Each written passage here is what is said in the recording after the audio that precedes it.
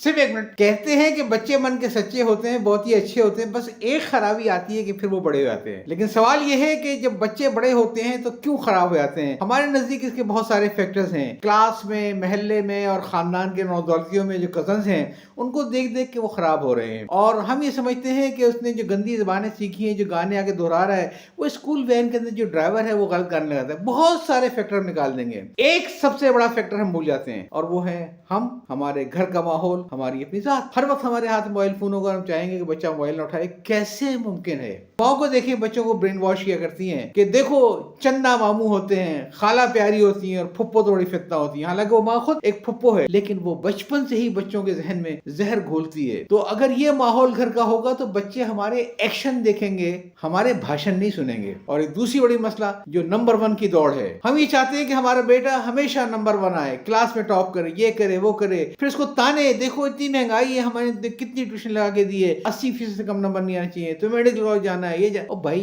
आपको हर चीज को आप इसमें क्यों तोलते हैं? मुमकिन है वो बच्चा एक अच्छा प्रोफेसर बन सकता हो, आपने जिंदगी उसकी अजीरन कर दी है इस चक्कर में कि परसेंटेज कम ना होने पाए। कहीं ऐसा ना हो कि तुम डॉक्टर बनने के बजाय कोई प्रोफेसर बन जाओ। घर के माहौल को ठीक करें, बच्चों को बच्चा रहने दें, वक्त के साथ साथ बड़ा होने दें, उनको आपकी अच्छी आदतों को खुद से सीखने का मौका दें। ये न करें उनके सामने आपका दोहरा किरदार हो, और बच्चे से आप ये तवक्को करें कि उसका किरदार वही होगा जो आपके सामने होगा। अपने आप को ठीक करें, बच्चे ठीक हो जाएंगे। यह चाहता हूँ। अल्लाह हाफिज़।